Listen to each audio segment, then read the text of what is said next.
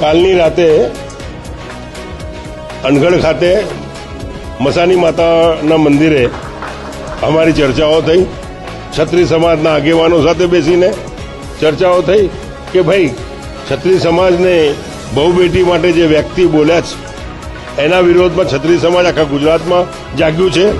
તો આપણે બી જાગવું જોઈએ અને ક્ષત્રિય સમાજને આગળ લાવવું જોઈએ અને ભાજપ વિરુદ્ધ વોટ આપવાના પ્રયત્ન કરવા જોઈએ અને કોંગ્રેસને આગળ લાવવાનો પ્રયાસ કરવા જોઈએ એવા નિર્ણય કાલે અમારા થયા. એ નિર્ણયના આધારે મેં જ્યારે ફોર્મ ભર્યો હતો અપક્ષ તરીકે એ ફોર્મ પાછો ખેંચી રહ્યો છું. ક્ષત્રિય સમાજ આગળ વધે. ક્ષત્રિય સમાજના વડે હું 6 વખત ધારાસભ્ય બન્યો છું. આદિવાસી સાથે, ઇતર કોમના સાથે, બધી જ જાતિ સાથે 6 વખત ધારાસભ્ય બન્યો.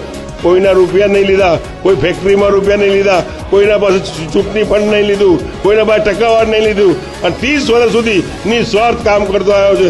વાઘોડિયા મત વિસ્તાર કે જે વાઘોડિયા ક્ષત્રિય મત વિસ્તાર વડોદરા તાલુકા આવે અને વાઘોડિયા તાલુકા આવે, બધા તાલુકાના મત વિસ્તારોને મારી વિનંતી છે કે ઉપર કોંગ્રેસને ટિકિટ વોટ આપજો, નીચે કોંગ્રેસને વોટ આપજો. 2 વોટ આપવાનું છે વાઘોડિયા ખાતે.